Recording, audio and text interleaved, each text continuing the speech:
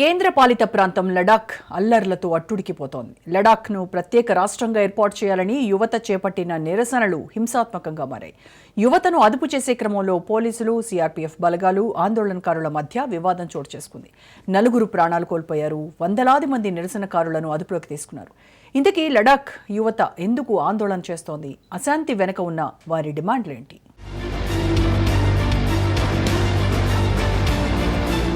కేంద్రపాలిత ప్రాంతం లడాఖ్లోని లేహ్లో టెన్షన్. నేపాల్ తరహాలో రోడ్లపైకి వచ్చి జనరేషన్ జెడ్ ఆందోళన. ఘర్షణలో 4 మృతి, 70 మందికి పైగా గాయాలు.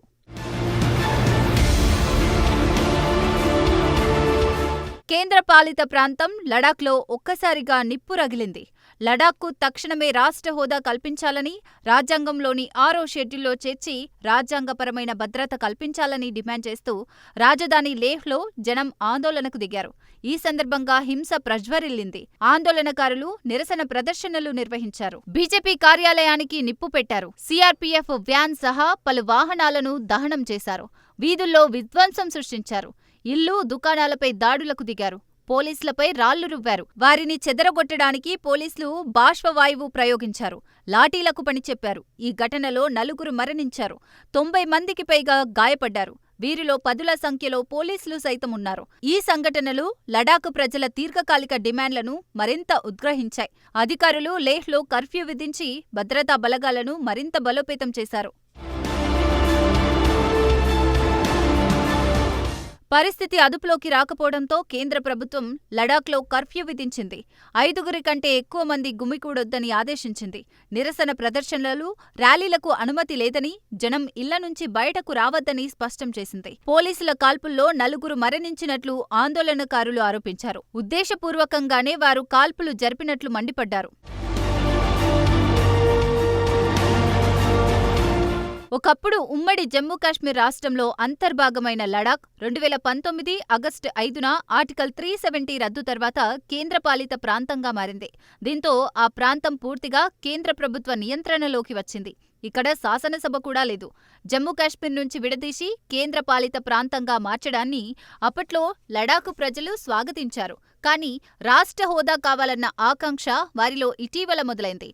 లడాఖ్కు రాష్ట్ర హోదా కల్పించడంతో పాటు రాజ్యాంగంలోని 6వ షెడ్యూల్లో చేర్చాలన్న డిమాండ్తో లేహ్ అపెక్స్ బాడీకి సంబంధించిన యువజన సంఘం పోరాడుతోంది. లడాక్ పర్యావరణాన్ని, సహజ వనరులను, విశిష్టమైన సాంస్కృతిక వారసత్వాన్ని, ఇక్కడి గిరిజనుల హక్కులను కాపాడుకునేందుకు రాజ్యాంగబద్ధమైన రక్షణలు అవసరమని స్థానికులు తెలిపారు. రాష్ట్ర హోదా కోసం ప్రముఖ పర్యావరణ కార్యకర్త సోనం వాంగ్చుక్ సహా 15 మంది ఈ నెల 10న నిరాహార దీక్ష ప్రారంభించారు. వీరిలో 2 ఆరోగ్య పరిస్థితి క్షీణించడంతో వారిని ఆస్పత్రికి తరలించారు. మిగిలిన వారు దీక్ష కొనసాగిస్తూనే ఉన్నారు.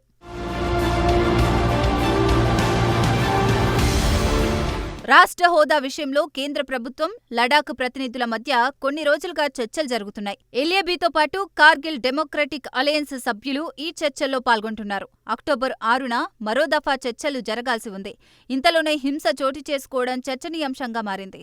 ఒకవైపు నిరాహార దీక్షలు కొనసాగుతుండటం, మరోవైపు లడాక్ రాజకీయ భవిష్యత్తుపై ప్రజల్లో నెలకొన్న అనుమానాల నేపథ్యంలో అక్టోబర్ 6 కంటే ముందే చర్చలు జరపాలని ఆందోళనకారులు తేల్చి చెప్పారు.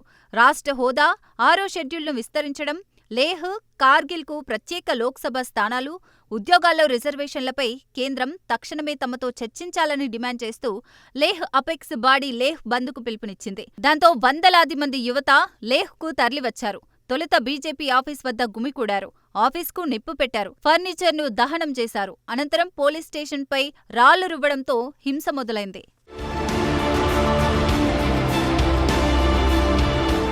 సెప్టెంబర్ 10 నుంచి 35 రోజుల పాటు ఎల్ఏబీ కార్యకర్త సోనం వాంగ్చుక్ నిరాహార దీక్షకు దిగారు. రాబోయే హిల్ కౌన్సిల్ ఎన్నికలకు ముందు లడాఖ్ను రాజ్యాంగంలోని 6వ షెడ్యూల్ కిందకు తీసుకువస్తామని ఇచ్చిన హామీని నెరవేర్చాలని కేంద్ర ప్రభుత్వాన్ని గతంలో కోరారు. అయితే కేంద్రం ఎటూ తేల్చకపోవడంతో నిరాహార దీక్ష కొనసాగించారు. అయితే తాజా హింసాకాండ నేపథ్యంలో సోనం వాంగ్చుక్ తన 15 రోజుల నిరాహార దీక్షను విరమించారు. ఘర్షణలకు దూరంగా ఉండాలని తన అనుచరులకు సూచించారు. ప్రజలపై పోలీసులు బాష్పవాయువు ప్రయోగించడాన్ని ఖండించారు.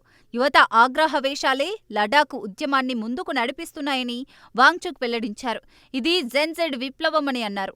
ఇన్నాళ్లు శాంతియుతంగా పోరాడినా ఎలాంటి ఫలితం లేకపోవటం వల్లే యువత ఆగ్రహానికి గురై హింసకు దిగారని చెప్పారు.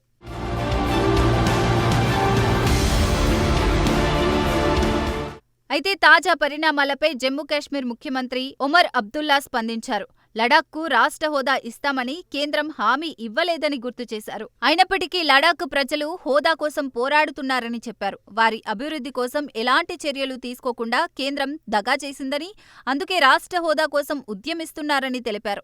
ప్రజల ఆకాంక్షలను గౌరవించకపోతే ఏం జరుగుతుందో కేంద్రం తెలుసుకోవాలన్నారు. జమ్మూ కాశ్మీర్కు రాష్ట్ర హోదా కోసం తాము శాంతియుతంగా పోరాడుతున్నామని గుర్తు చేశారు.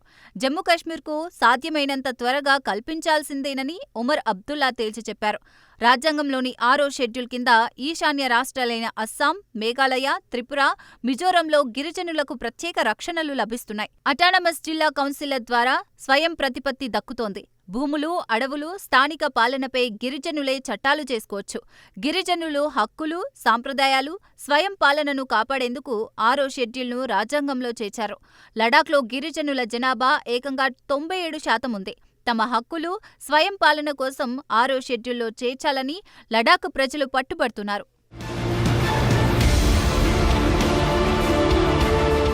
రాష్ట్ర హోదా కోసం జరిగిన నిరసనల సందర్భంగా హింసాకాండ, ప్రాణనష్టం సంభవించడానికి స్వార్థపర శక్తులు బాధ్యులని లడాఖ్ లెఫ్టినెంట్ గవర్నర్ కవిందర్ గుప్తా ఆరోపించారు. మరింత రక్తపాతం జరగకుండా నివారించేందుకు లేహ్ జిల్లా వ్యాప్తంగా కర్ఫ్యూ విధించినట్లు ఆయన తెలిపారు.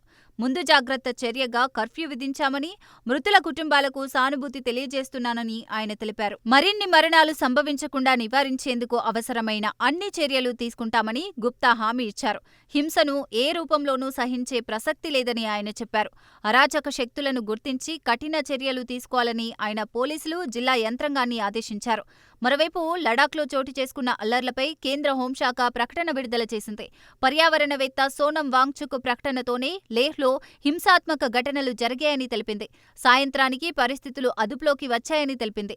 రెచ్చగొట్టే వీడియోలను సామాజిక మాధ్యమాల్లో ఎవరూ షేర్ చేయవద్దని హెచ్చరించింది. లడాఖ్ ప్రజల ఆకాంక్షలు తీర్చేందుకు కేంద్ర ప్రభుత్వం కట్టుబడి ఉందని వెల్లడించింది. రాజ్యాంగపరమైన రక్షణలు కల్పించేందుకు కేంద్రం సిద్ధంగా ఉందని హోంశాఖ తన ప్రకటనలో తెలిపింది. అయితే లడాఖ్లో జరిగిన నిరసనలను జనరల్ జెడ్ నాయకత్వంలో నిర్వహించినట్లు చిత్రీకరించే ప్రయత్నం జరిగింది. కానీ దర్యాప్తులో అది జనరల్ జెడ్ నిరసన కాదని, కాంగ్రెస్ నిరసన అని ఆరోపణలు వినిపిస్తున్నాయి. కాంగ్రెస్ కౌన్సిలర్ పున్స్టోంగ్ స్టాన్జిత్ తెబాగ్ ఈ అల్లర్లలో పాల్గొన్నట్లు, అతడు, అతని కార్యకర్తలు హింసను ప్రేరేపిస్తున్నట్లు అనేక ఫోటోలు తమ దృష్టికి వచ్చాయని బీజేపీ అంటోంది. అతడు చేతిలో ఆయుధంతో బీజేపీ కార్యాలయం వైపు దూసుకెళ్తున్నట్లు ఫోటోలు బయటికి వచ్చాయి. జనసమూహాన్ని రెచ్చగొడుతూ బీజేపీ కార్యాలయాన్ని లక్ష్యంగా చేసుకున్నాడని బీజేపీ నేతలు మండిపడుతున్నారు. మరోవైపు బీజేపీ ప్రదర్శించిన ఫోటోలు, వీడియోల ఆధారంగా స్థానిక పోలీసులు తెపాగ్పై ఎఫ్ఐఆర్ నమోదు చేశారు.